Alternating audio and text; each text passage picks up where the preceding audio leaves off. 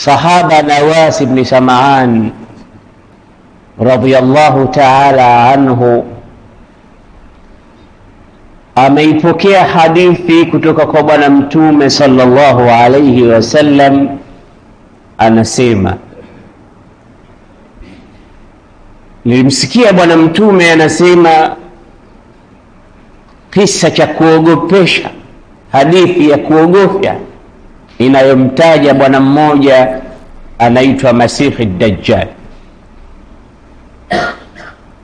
Na Dajjal katika lugha ya Kiarabu ni mubalagha ya kadhib, uongo mkubwa. Akisema Dajjal ni kadhib, na Dajjal kathirul kadhib. ذكر النبي صلى الله عليه وسلم ذات غداة المسيح الدجال فرفع فيه وخفض. Yani katika hadithi yake hiyo bwana mtume alizungumza kwa muda mrefu sana mpaka nyoyo za sahaba zikaingia hofu kutokamana na yale ambayo aliyazungumza katika kadhia ya Masihi Dajjal. Na hii ndio ilikuwa tabia yake mtume anapohutubia. Hata Ahmad Shauqi anasema, fa idha khatabta falilmanabiri hizzatun ta'ru an-nadiyata walilqulubi buka'u. Ulikuwa ukipanda mimbar ewe Rasulullah, basi nyoyo zinakwenda mbio na hofu zinaingia katika nyoyo na macho yanatoa machozi kutokana na maneno ya bwana mtume sallallahu alayhi wasallam. Alikuwa ni khatibun mufawwaq ambaye yuwajjihu alkalima min qalbin ila qalbi. Basi rafa wa khaffad, alikwenda juu sana kenda chini sana, maneno anazungumza kwa urefu Rasulullah mpaka sahaba kadhani ndio huyu Masihi Dajjal kisha ingia nini katika mji. Kwa jinsi mtume alikuwa akihadithia, hatta zananna annahu biqaifati an-nakhl, ndio kisha ingia ndio yuko just around the corner huyu Masihi Dajjal, kwa mujibu wa hii khitabu anayotuhadithia mtume sallallahu alayhi wasallam. Tukamwambia Rasulullah, vipi hali hii? Akatufahamu mtume kwa ile hofu tulokuwa nayo. Faqala ma bikum, mtume akauliza mna nini? Kama Rasulullah, dhakarta Masiha ad-Dajjal farafa'ta thumma khaffadta hatta dhanannahu bi ta'ifati an-nakhl. Ya Rasulullah, umemtaja Masihi ad-Dajjal, umetaja sana kwa urefu mpaka tumedhani ndio kushaingia mjini. Akamwambia, ma akhwafani al-Masihu ad-Dajjal mithla ma akhwafani shay'un akhar. Kuna kitu kingine kikubwa kinaniogopesha zaidi kuliko Masihi ad-Dajjal.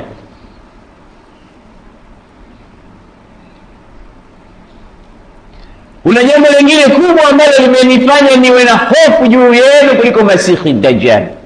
Na rawi al-hadith alipozungumza habari hii, wale waliowazungumzia nao waliingiwa na hofu kama walivyoingiwa na hofu masahaba. Kwani mtume mara nyingi alikuwa akisikilikana akisema, Allahumma inni a'udhu bika min fitnati al-mahya wal-mamat wa min fitnati al-Masih ad-Dajjal. Ya Rabbi, nakuomba niepushe fitna za kifo na fitna za uhai na fitna za Masih ad-Dajjal. Niepushe ya Rabbi kupata mitihani kwa Masihi ad-Dajjal. Wa ma min nabiyyin, mtume anasema hakukutokea mtume yote katika mitume waliopita kabla yangu illa waqad andara ummatahu min fitnati al-Masih ad-Dajjal, ila mtume huyo aliwahi kuwahofisha watu wake kutokamana na fitna ya Masihi ad-Dajjal. Ina maana kwa jinsi huyu bwana anaitwa Masihi ad-Dajjal alivyokuwa mkorofi na mbaya, basi Nuhu alivyokuwa katika kiti cha ufalme na utume aliwatahadharisha watu wake kwamba yuko mtu anakuja fitna kubwa inaitwa Masihi ad-Dajjal.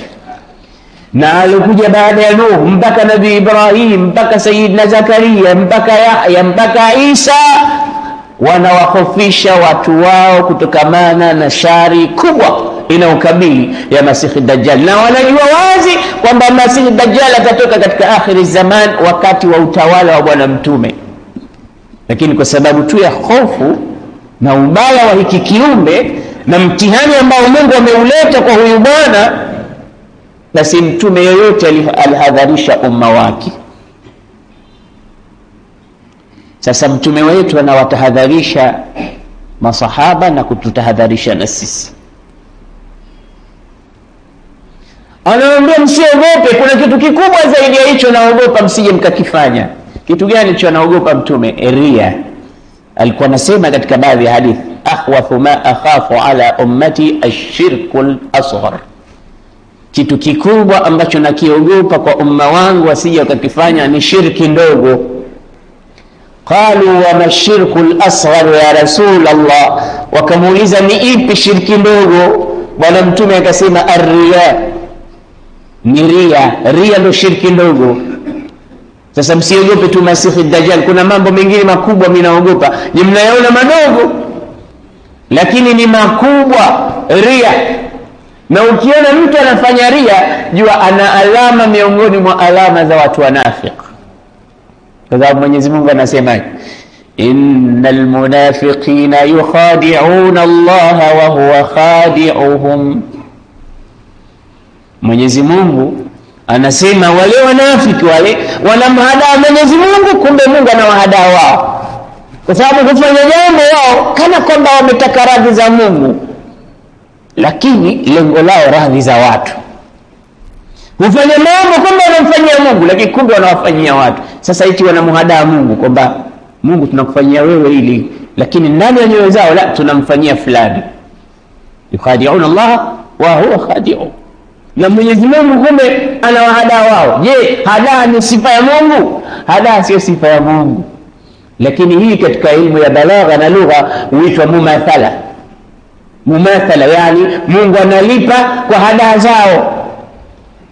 Mmoja katika wanachuoni anasema Mwenyezi Mungu hadaa sio sifa nzuri, lakini analipa kwa hadaa yao wanayomfanyia. Kwa hiyo innal munafiqina yukhadi'una Allah wa huwa khadi'uhum wa idha qamu ila as-salati qamu kusala yura'una an-nasa wa la yadhkuruna Allah illa qalila mudhabdhabina bayna dhalika la ilaha haulai wa la ilaha haula. Hii ndio sifa. Wakisimama kusali usimama kiuvivu uvivu, anapiga miayo mara 10 katika swala, vivu ndani ya swala. Na anasimama huko anatamani imamu atamaliza saa ngapi. Imamu wa msikiti huu anapenda sifa kweli kweli, imamu wa msikiti huu sura refu kweli kweli, kila siku anasoma. Kasoma nini? Araita alladhi yukadhibu bid-din. Asome tu qul wallahu ahad inna atainaka, najiona kahifadhi kweli kweli, mpaka anaama msikiti kwa sababu eti imamu anasoma sura ndefu. Mudhabidhabina baina dhalika la ilaha haulai wa la ilaha haula. Watu hao wana sifa mbaya. Kwa hiyo mtume kaogopa kwamba si Masihi Dajjali tu, hata kuna jambo linaloitwa ria, naogopa msije mkalifanya. Sasa wakamwambia Rasulullah, huyu Masihi Dajjali yuko vipi, atakuwaje? Akamwambia sikilizeni, ma min khalqi adama ila qiyami saati, hakuna kutoka aumbwe Adamu mpaka kutakaposimama kiyama, amrun akbaru min Masihi Dajjal, jambo kubwa la mtihani kama mtihani wa Masihi Dajjal hamna. Tokea kuumbwa kiyama, kuumbwa Adam mpaka kufika kwa kiyama, hakutokuwa na mtihani mzito kama mtihani wa kuletwa Masihi Dajjal. Kwa sababu ni kiumbe atakuja, mtume anampa wasifu wake, anamtaja wa huwa shabun qatatun, ni kijana ambaye amekamilika umbo lake. Ukitaka kumjua Masihi Dajjal ni nani, ni kijana mujtami'ul khilqa, ameumbika vizuri, qafiyatul aini, jicho lake moja haoni.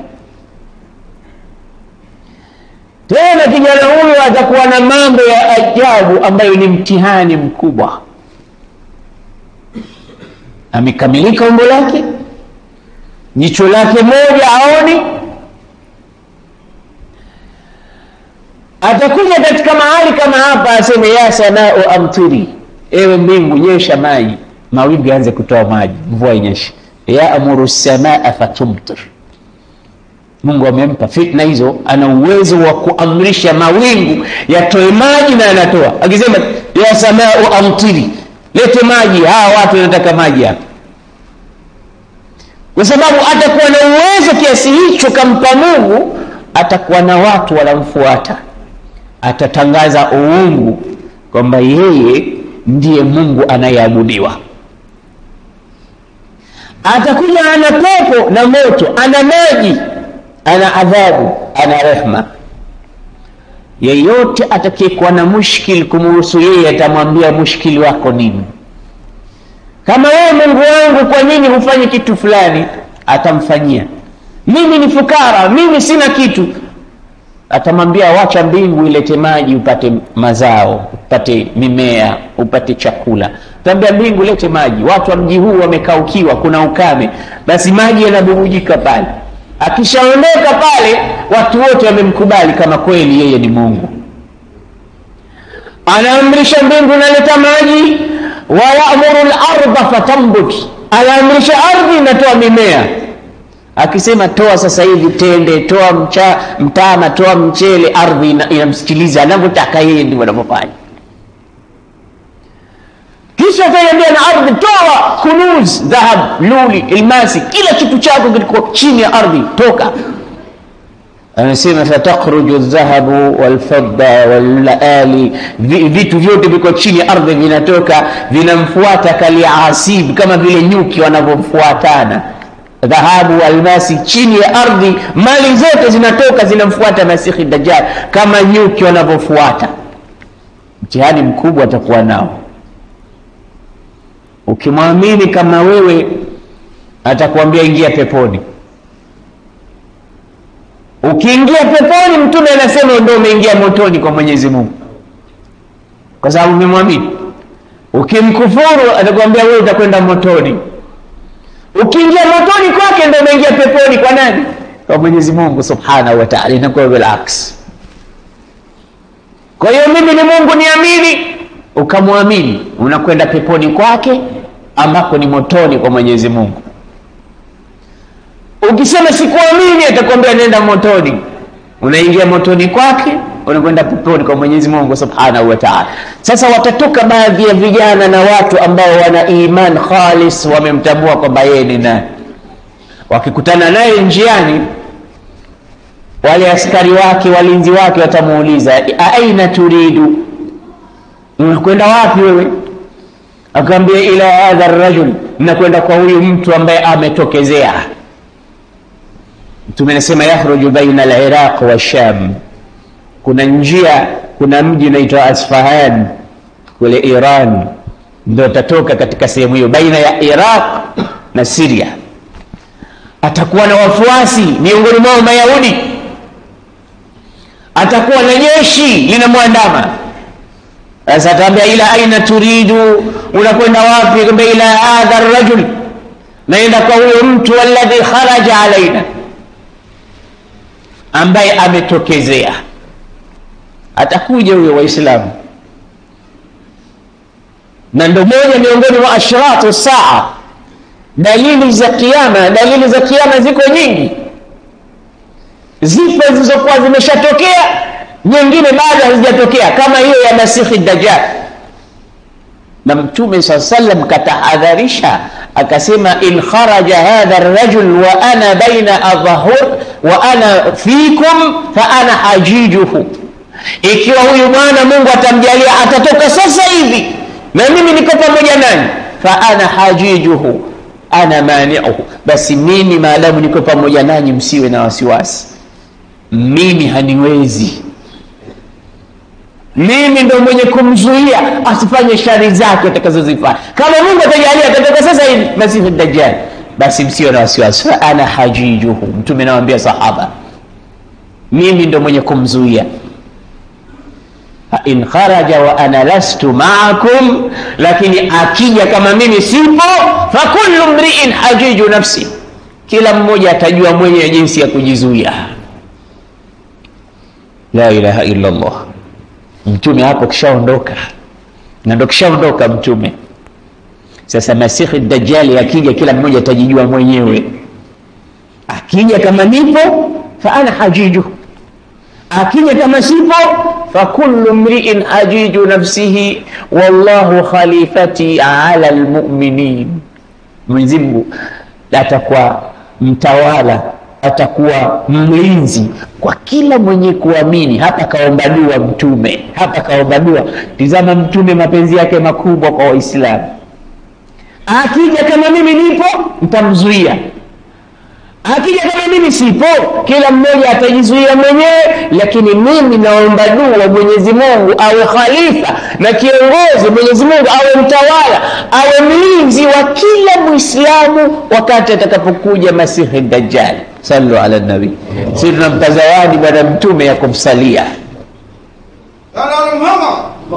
Tunampa zawadi Sayyidina Rasulullah ya kumsalia, kwa sababu anasema man salla alayya salatan radda Allahu ilayya ruhi hatta rudda ilayhi salam. Atakayenisalia kuniombea rehma, na mimi Mwenyezi Mungu ananirudishia roho yangu nami namjibu. To man salla alayya salatan sallallahu alayhi ashara, Mungu anamtakia rehma mara 10.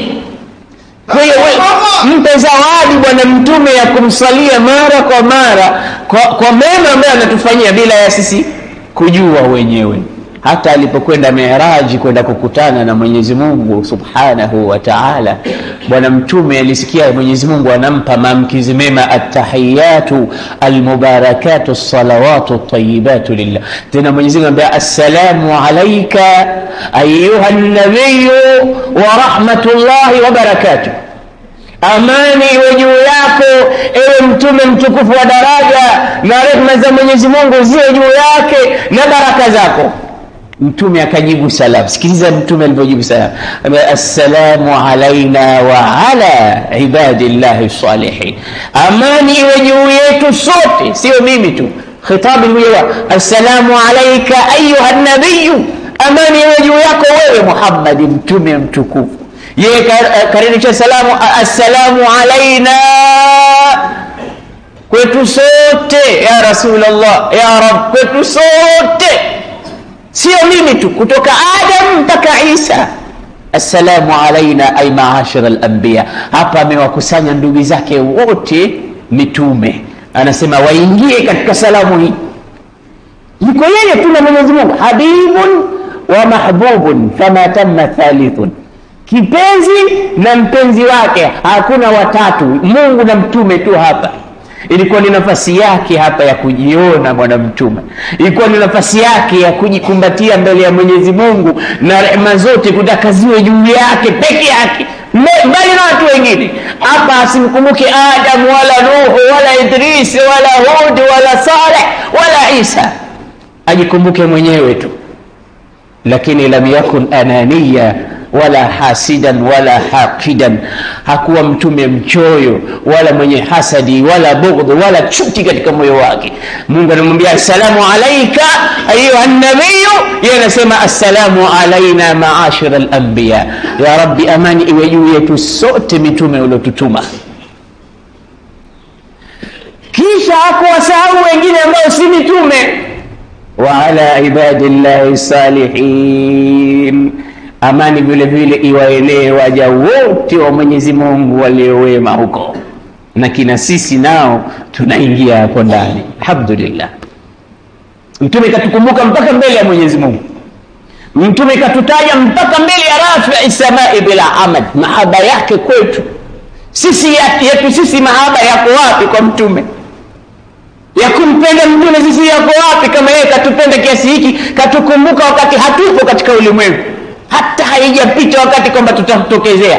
هل أتى على الإنسان حين من الدهر لم يكن شيئا مذكورا. hata wewe si kitu kabisa, mtume kisha kukumbuka zamani. Kama atakuja mmoja katika wafuasi wangu jina lake fulani ibn fulani, na huyo Mwenyezi Mungu usimsahau, wa ala ibadillahi salihin. Kwa hiyo in kharaja masihu ad-dajjal wa ana fikum fa ana hajijuhu, kama atakuja masihu ad-dajjal mimi nipo, msiwe na wasiwasi. Wa illa fa kullu mri'in hajiju nafsi, kama sipo kila mmoja atajijua mwenyewe jinsi ya kuprotect nafsi yake na masihu ad-dajjal. Wallaha as'al, na Mwenyezi Mungu ninamuomba an yakuna khalifa, awe ni mwenye kumtawala na kumhifadhi na kumchunga kulli mu'min, kila atakayeamini risala ya Mtume Muhammad, Mungu atakuwa pamoja naye, hazitompata shari za Masihi Dajjal. Sasa mmoja katika wafuasi wa Mtume anatoka, Mtume anahadithia, anaulizwa ila aina turidu, anasema ila hadha ar-rajul, naenda kwa huyu mtu ambaye katoka, anasema kwamba yeye ni Mungu. Atuaminu bi rabbina, watamuuliza unamwamini Mola wetu huyo? Yakulu la, huyu mwana atasema ni muamini, kwani Mola wangu mimi ana jicho moja? Huyo mnasema Mola wenu tawafiyatul basar, jicho lake moja.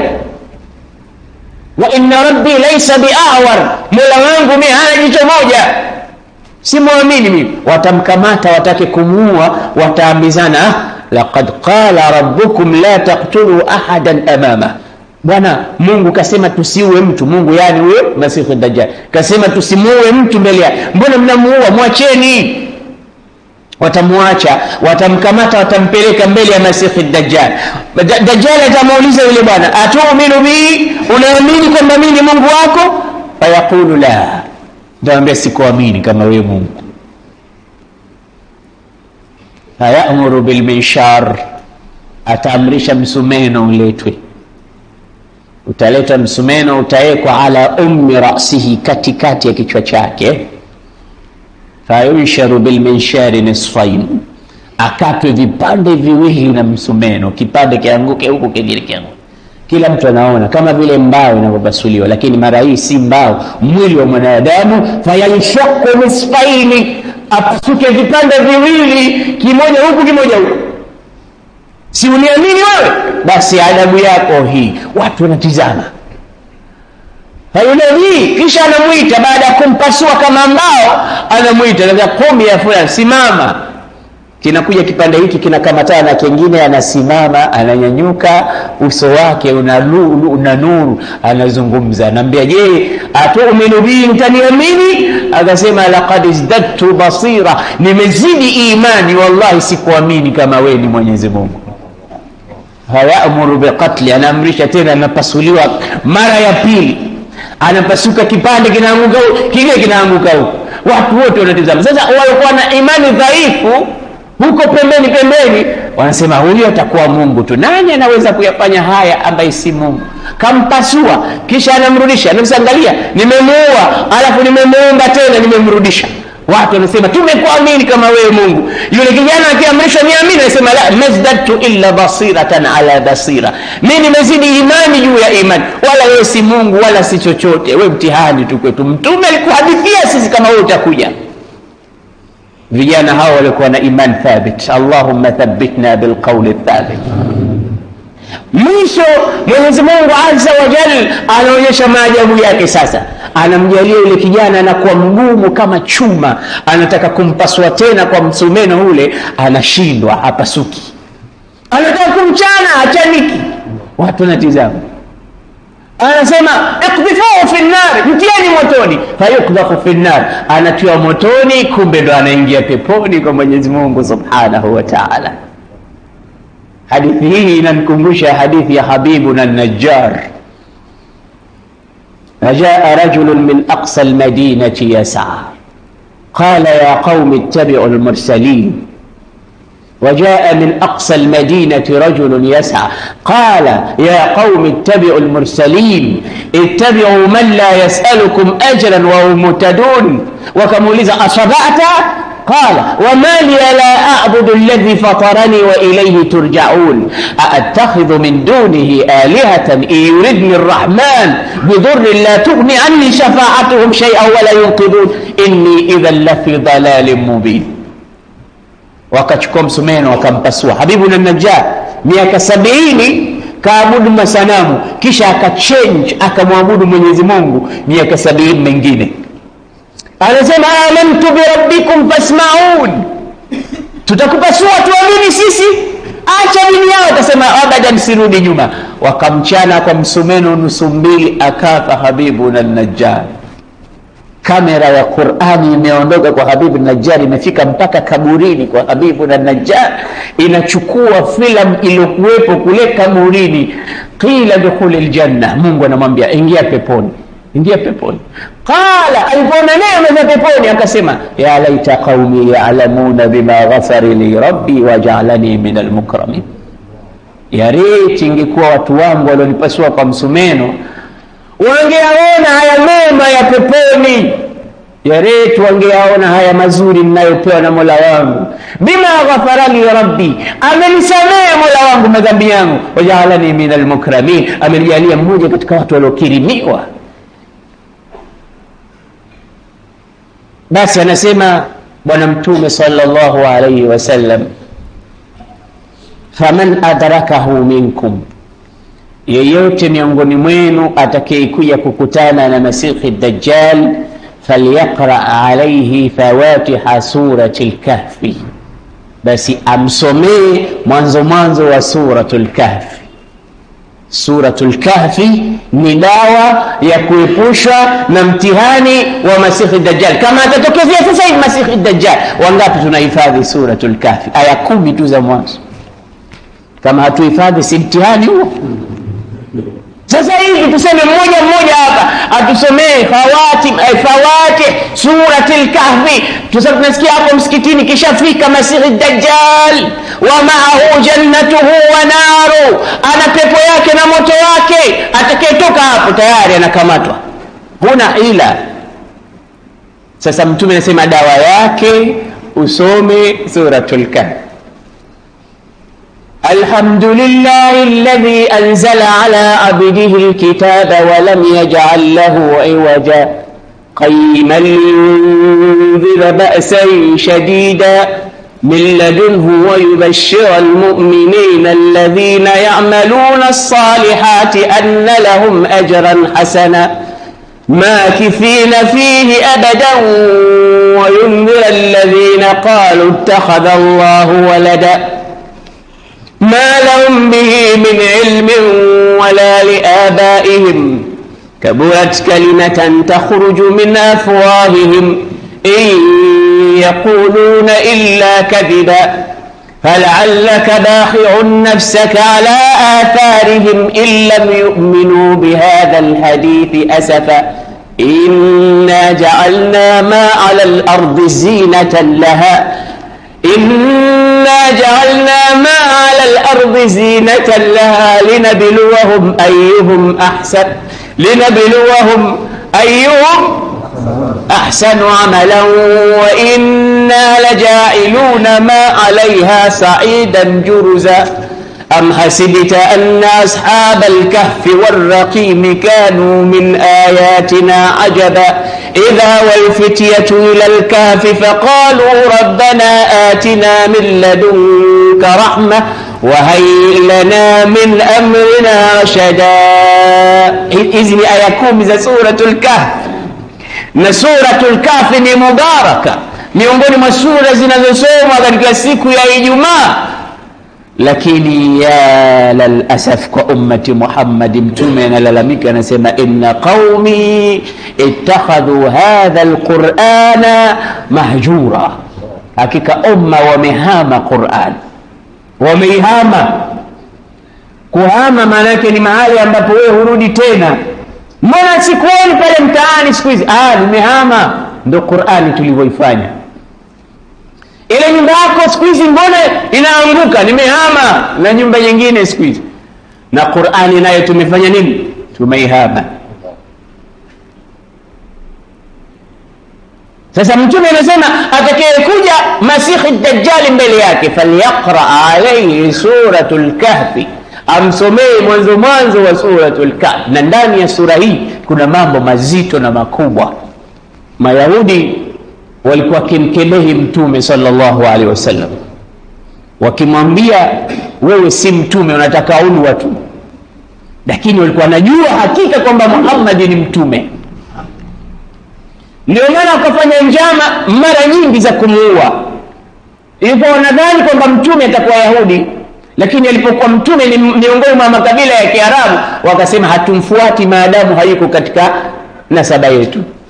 Sasa wakatafuta njia za kummaliza. Siku nyingine walimwalika, ngawambia Muhammad, tuna chakula, tuna watu tudogo, tunataka uje. Muhammad akiitwa mahali popote anakuja, kwa hiyo mwalikeni. Siku atakapokuja mimi nitapanda juu ya nyumba na jiwe kubwa, akiwa amekaa pamoja na watu nitalidondosha juu ya kichwa chake tummalize. Njama za kummaliza Muhammad. Basi mtume amealikwa, akachukua joho lake na juba lake, akaondoka mtume SAW anafuata mwito. Alipofika njiani, Sayyidina Jibril akamwambia Muhammad, wamepanga njama kwamba wewe ukifika pale mmoja wao atapanda juu ya nyumba kuangushia jiwe akumalize. Mtume akageuza njia akarudi. Wanauliza, mbona unarudi Muhammad? Kwa basi mwaliko umekusha. Akishajua nini kinachofuata pale, Mwenyezi Mungu anampa habari kama. Siku nyingine wanauliza nyama anayoipenda nyama gani? Akaambia anapenda mguu. Kwa hiyo mchinjieni mbuzi, alafu mguu ule wa mbele wa mbuzi mpeni, ukachoma vizuri, kisha ukatiwa na sumu. Akapelekewa mpeni mtume. Bwana Mtume sallallahu alaihi wasallam anasema, inna hadhihi alqura, huo mguu wa mbuzi unaniambia kwamba una sumu, la taakulni ya Rasulullah fa inni masmum. Ameshatafuna mtume, usinile ya Rasulullah, mimi nimetiwa sumu. Nyama inasema, inamwambia Mtume sallallahu alaihi wasallam. Mayahudi hila mbinu wanataka kummaliza Mtume Muhammad, kwa sababu chukizi zote hawaridhiki. Na Mungu anasema, wala tarda anka alyahudu wala nasara hatta tattabi'a millatahum.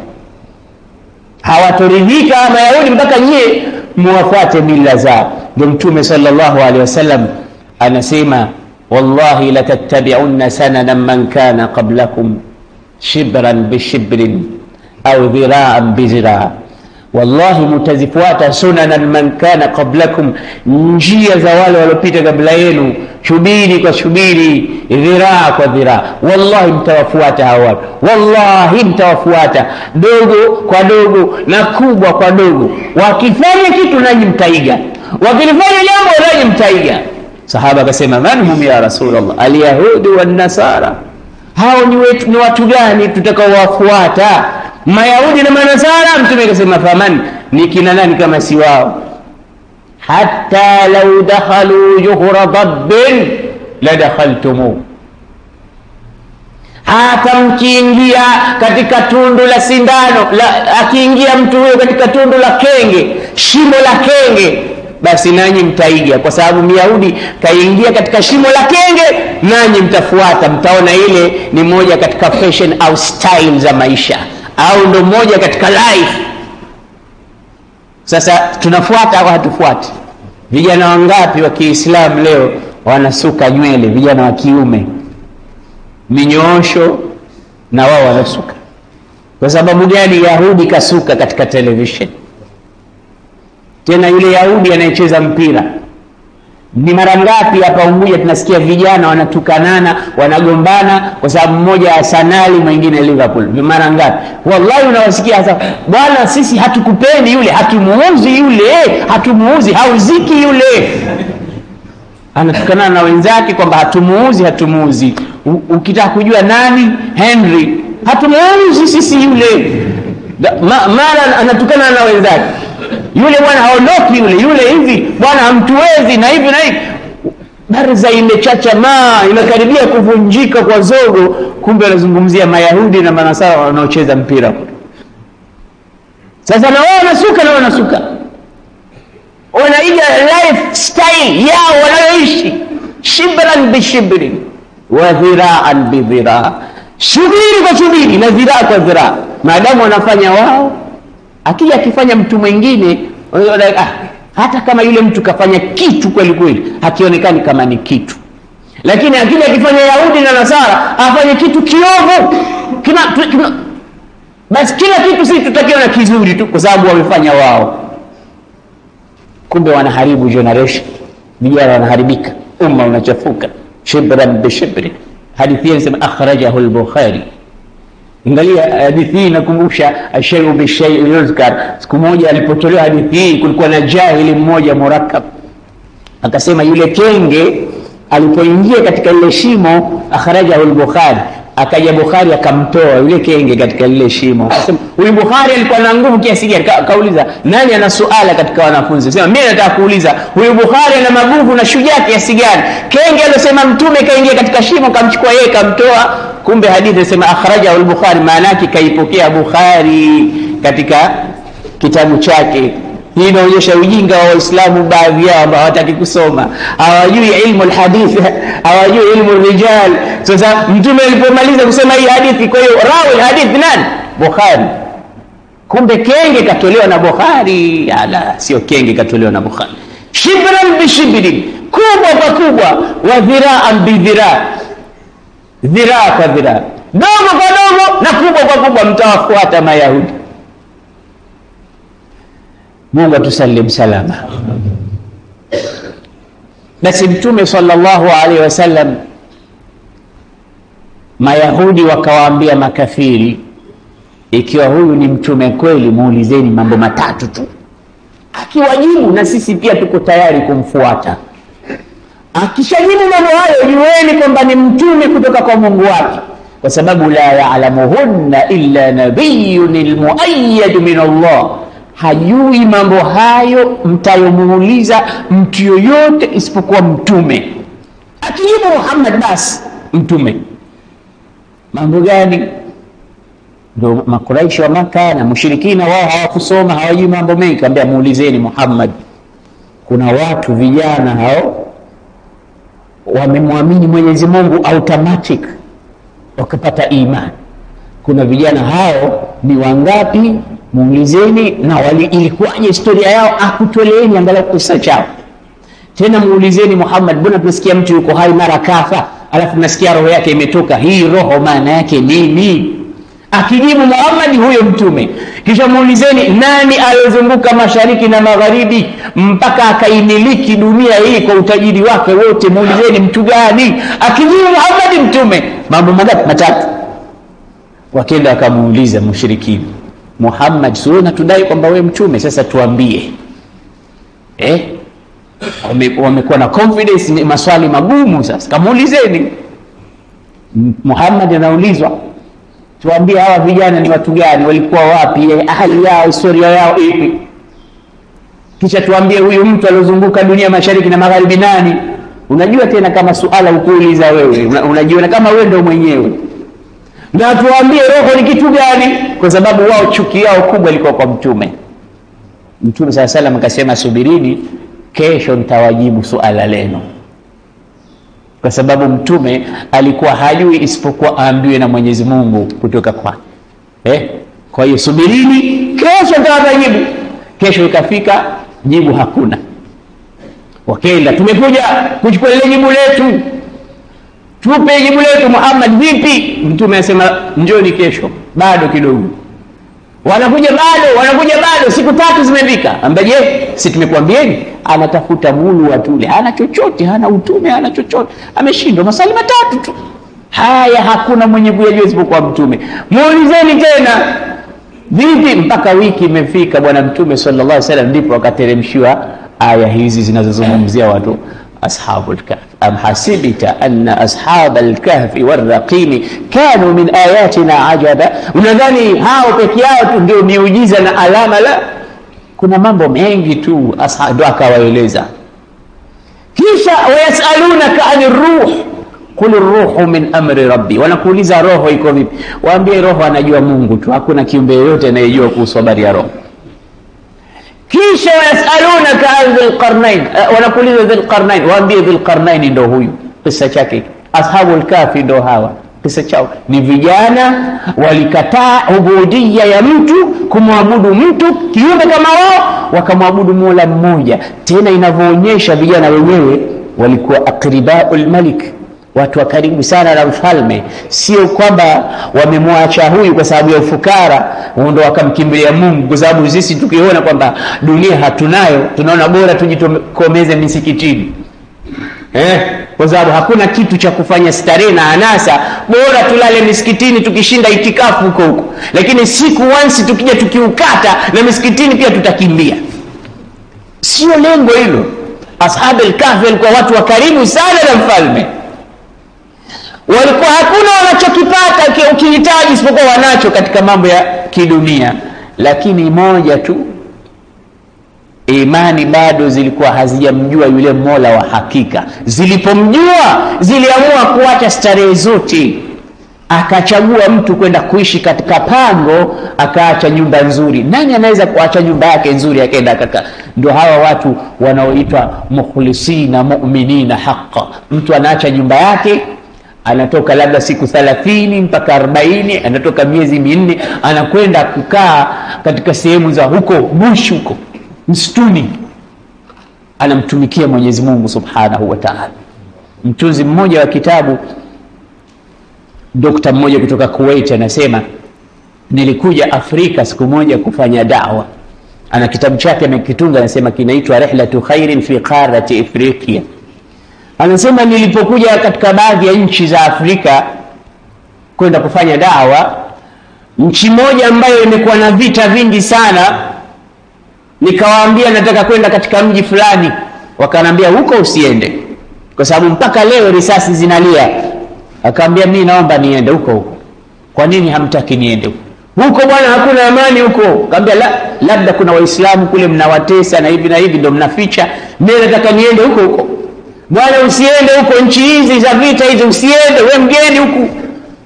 Nataka niende huko. Angalia israr ya da'wa.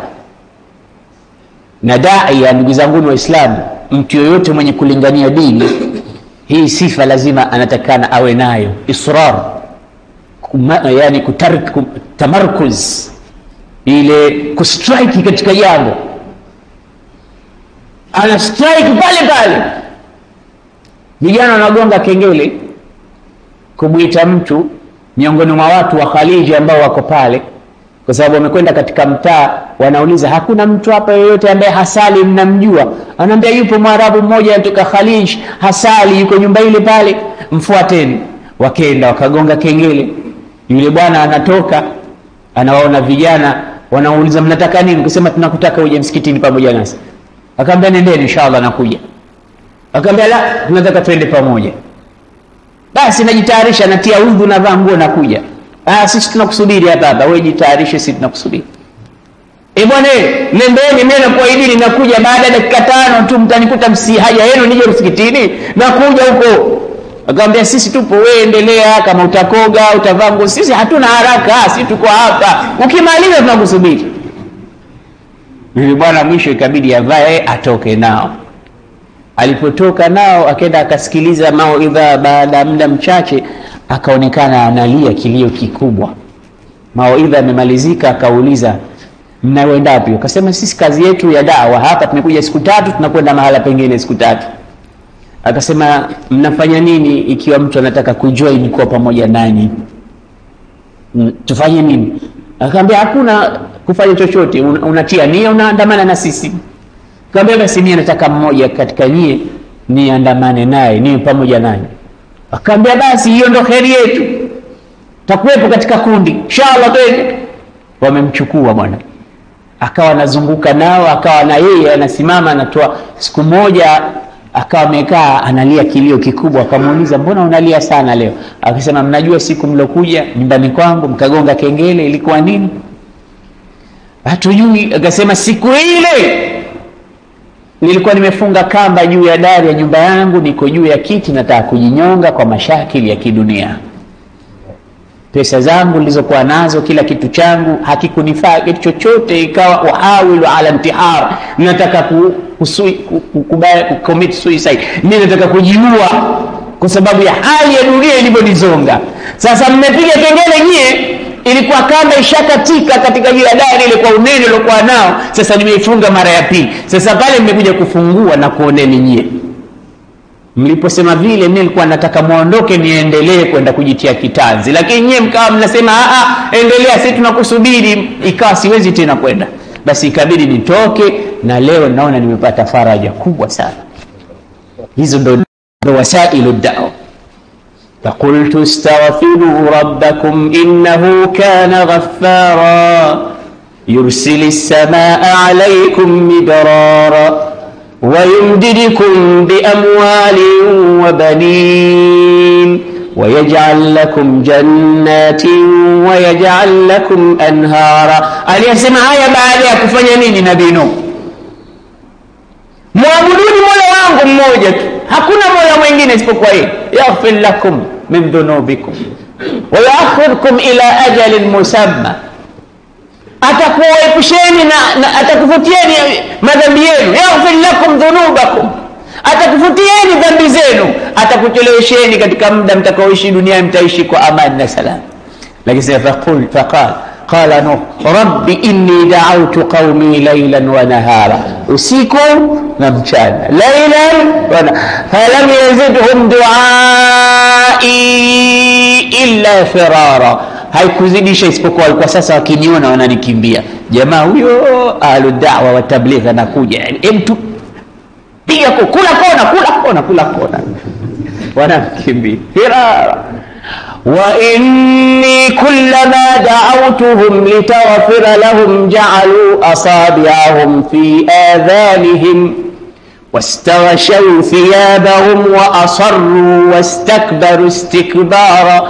kila nilikuwa nikiwaambia Mungu mmoja, semeni la ilaha illallah, wanatia vidole vyao katika masikio yao, kisha wanajifunika maguo yao, hata la yarau wala yasmau, ili wasisikie na mimi wasinione hasa, wanajifunika. Kisha wanatoa makelele, wanapiga kelele ili yale maneno pia sisikii. Kama mtu anazungumza hapo wanapiga ili paraganyike ile sauti yake watu sisikie. Staghfirullah wa asarru wastakbaru istikbar. Kisha Nuh anasema, je, nilichoka? La. Thumma inni da'awtuhum jihara thumma inni a'lantu lahum wa asrartu lahum israra. فقلت استغفروا ربكم إنه كان غفارا يرسل السماء عليكم مدرارا. nikawaita kwa jahara, kwa siri na kwa dhahir. yote nimeyafanya haya, lakini hawakunisikiliza, hawakusikiliza. basi ya Rabb, ukiwa dai wewe usiache njia moja tu, tumia zote, njia zote, usiku mchana, jahara nahara, pasiri na badai, marikiti, msikitini, kila mahali, vichochoroni, humo mote, fanya dawa. hii ndo thamara ya kurakiz, hii ndo thamara ya kufanya tamarkus. hadithi nimesahau, sijui nilikuwa na hadithi ya kitu gani.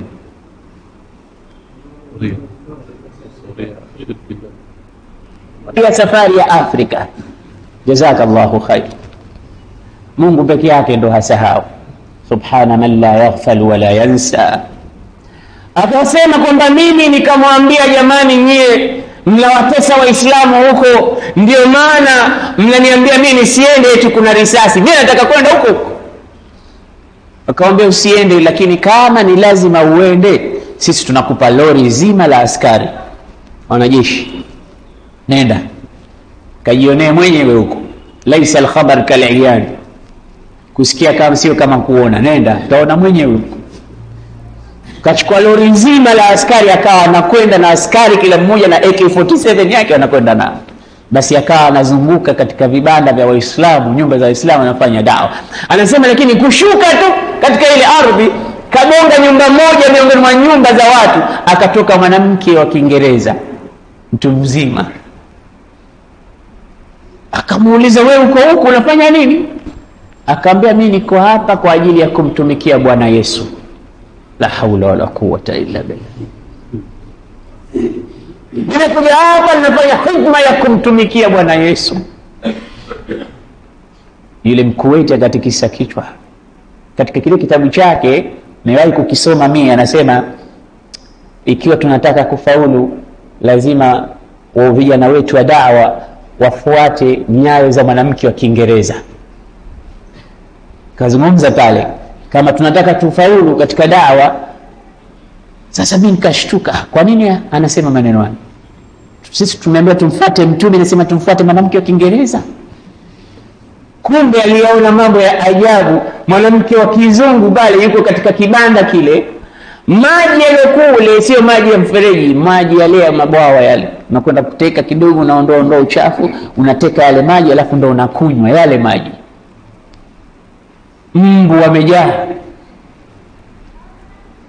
Lakini mwanamke wa Kiingereza yuko pale anakunywa maji yale yale wanayokunywa watu wa mtaa. Analiwa na mbu na yeye anapata malaria kama watu, lakini yuko pale anamtumikia nani? Anamtumikia Bwana Yesu.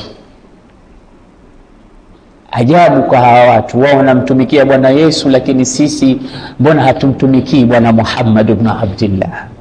Hata katika situation kama hizi ambayo huyu bwana kaambiwa usiende, na kweli alipofika kule risasi zinalia, watu wanauana, lakini mwanamke wa Kiingereza hajali risasi, hajali kuna maji machafu, hajali kuishi mazingira ya tabu, kwa sababu yuko katika utumishi.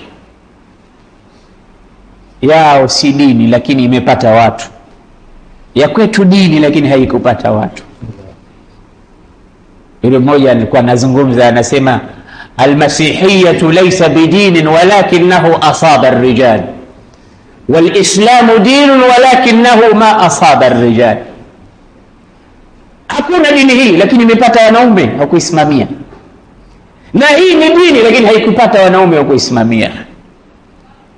Hawa watu ukiwauliza mahala gani katika Bible imeandikwa kwamba kuna dini aina hii au Yesu kasema yeye ni Mungu au hakuna, huwezi kupata kitu. Mambo yao yote complicated. Lakini angalia nizamu waliokuwa nayo, angalia tamwili ya kutoa ile kutoa kilichokuwa chao kwa ajili ya kupeleka mbele dini yao au mambo yao haya.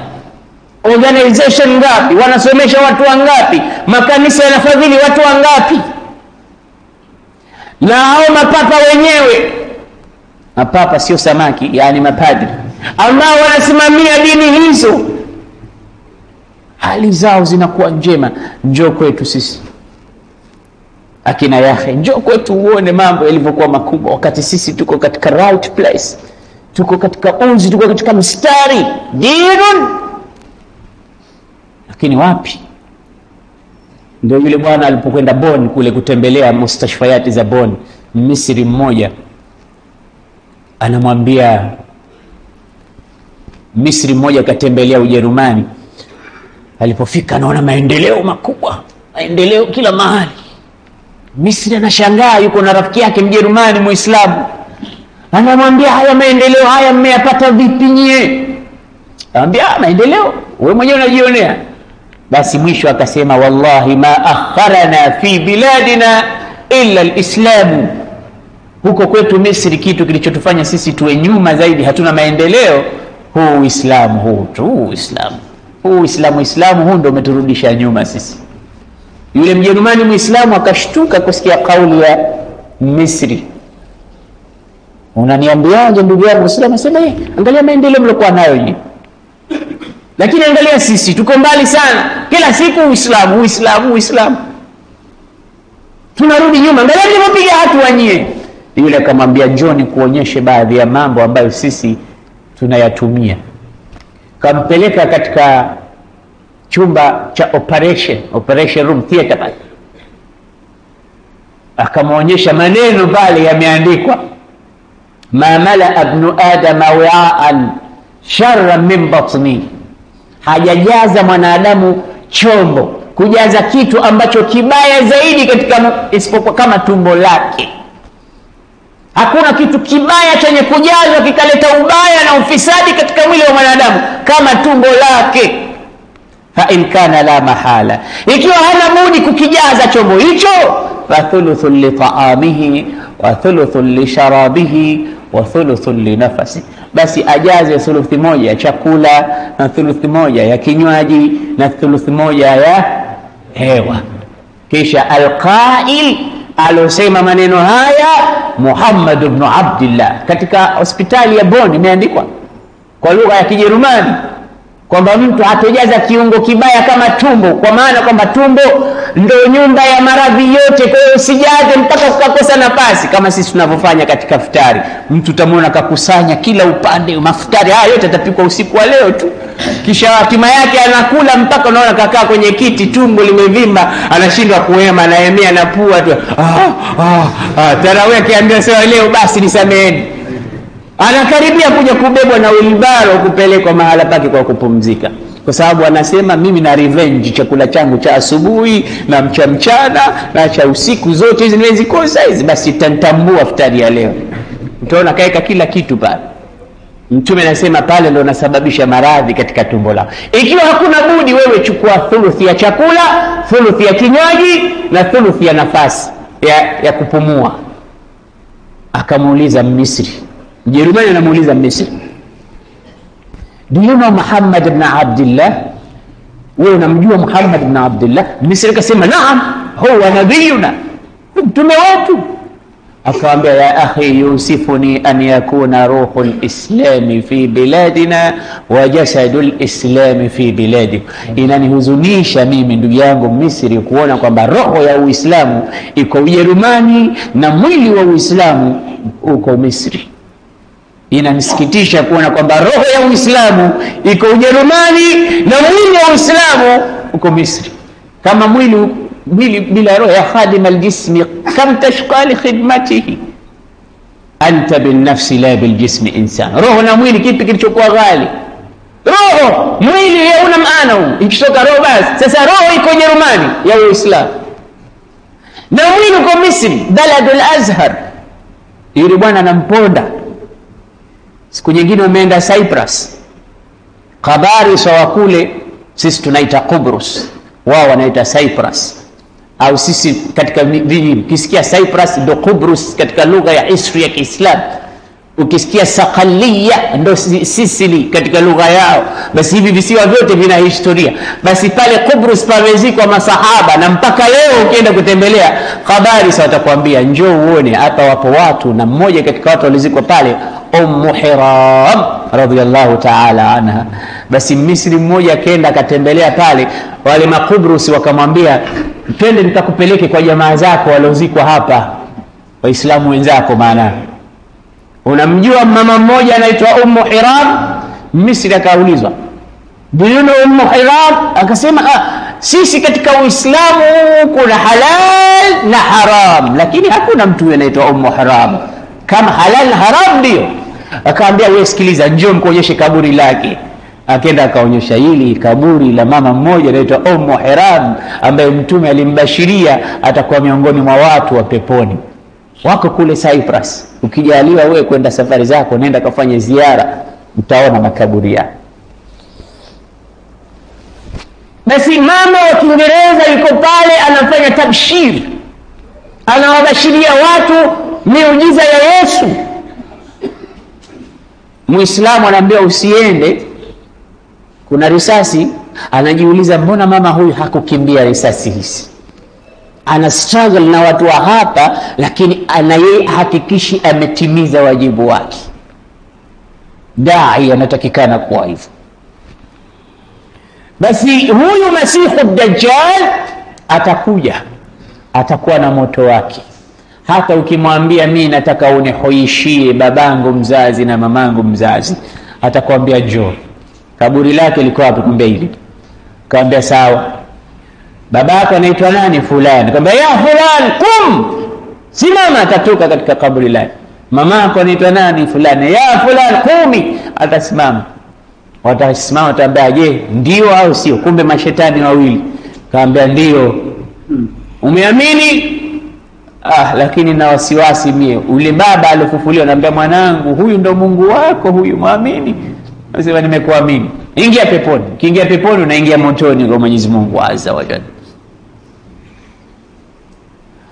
Wakauliza sahaba, ya Rasulullah, huyu mtu ataishi katika dunia siku ngapi? Mtume akasema 40 yauman, ataishi kwa muda siku 40.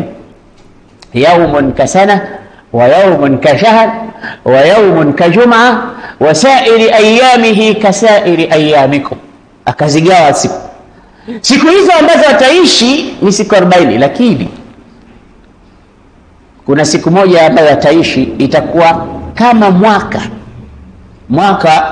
una siku 360. Kwa hiyo kuna wakati ambao siku yake moja itakuwa ina siku ngapi? 360. Yaumun kasana, hiyo siku moja. Wa yaumun kashahr, na kutakuwa na siku yake nyingine itakuwa kama mwezi, itakuwa na siku 30. Wa yaumun kajuma, na siku yake nyingine itakuwa na siku 7 kama wiki moja.